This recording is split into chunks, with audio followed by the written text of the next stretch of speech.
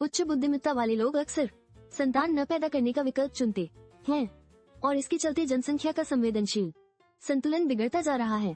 इस स्थिति ने समाज में कई जटिल समस्याएं उत्पन्न कर दी हैं, जिससे एक गंभीर संकट का माहौल बनता जा रहा है। सरकार ने इस संकट का समाधान खोजने के लिए बुद्धिजीवियों को संरक्षित करने हेतु एक प्रयोग शुरू किया। हालांकि ये प्रयोग अपेक्षित परिणामों में विफल रहा और इसके परिणाम स्वरूप मानवता को और भी गंभीर समस्याओं का सामना करना पड़ा। कचरे का स्तर इतना बढ़ चुका है कि अब ये शहरों के लिए गंभीर खतरा बन गया है। इस स्थिति के चलते समाज में अनियोजित बदलाव और विचलित जीवन शैली देखने को मिल रही है, जो कि चिंतन का विषय है। एक व्यक्ति अस्पताल में विभिन्न अजीब परीक्षणों से गुजरता है, जो उसे बुरी तरह से भ्रमित कर देते हैं। अस्पताल का ये माहौल उसके लिए एक नई और अनएक्सप्लोर्ड दुनिया के समान है, जहाँ सब कुछ अनजान है। जैसे ही वह खुद को इस स्थिति में पाता है, उसे ये जानकर आश्चर्य होता है कि उसने 500 साल की नींद ली है।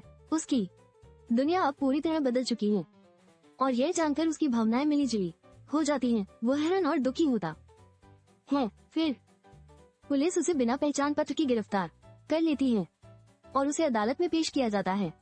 वहाँ एक मुफ्त वकील उसके साथ होता है, लेकिन यह वकील उसे धोखा देने की कोशिश करता है, जिससे उसके लिए कठिनाई बढ़ जाती है। लेकिन इसी दौरान मुख्य पात्र जेल से भागकर एक वकील से मिलता है और अपने समय यात्रा के विचार साझा करता है। उसकी सोच और दृष्टिकोण वकील को प्रेरित करने लगते हैं, जो उनकी बातचीत को एक नई दिशा देते हैं। वकील ने ही पैसे की कमी से जूझ रहा है, लेकिन मुख्य पात्रों से एक आकर्षक प्रस्ताव देकर लुभाने की कोशिश करता है। वह उसे 500 साल में करोड़पति बनने का आश्वासन देकर अपना पक्ष मजबूत करता है। तब जब मुख्य पात्र और उसके साथी पुलिस से बचने की कोशिश कर रहे होते हैं, उन्हें अपनी जान बचाने के लिए भागना पड़ता है। अंततः उन्हें समय यात्रा की मशीन तक पहुंचने की जद्दोजहद करनी होती है, जो एक नई चुनौती बनकर सामने आती है। इस कठिनाई में नायक को अपनी टीम बनाने के लिए 2 सहायक की आवश्यकता होती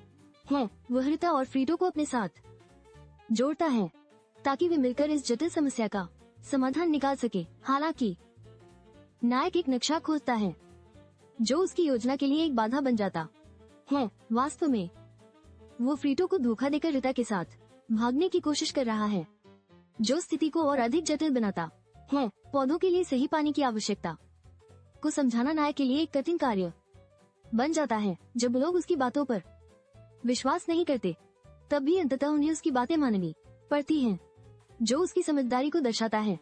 रीता ने राष्ट्रपति से बातचीत करने का प्रयास किया, लेकिन शोरगुल के कारण वो सफल नहीं हो पाई। इस स्थिति में उसे एक पत्रकार को रिश्वत देने की आवश्यकता पड़ती है, जिससे उसकी कुशाग्रता का पता चलता है। मुख्य पात्र की चतुराई ने उसे एक कठिन स्थिति से बाहर निकालने में मदद की। उसने अपने वाहन का उपयोग करते हुए दुश्मनों को मात दी, जो उसकी बुद्धिमत्ता का एक प्रतीक बन गया। फ्रीटो की मदद से अब मुख्य पात्र और रीता समय यात्रा की मशीन तक पहुंचने की कोशिश कर रहे हैं, लेकिन अचानक वे एक सर्कस में फंस जाते हैं, जो उनके लिए एक नई चुनौती बन जाती है।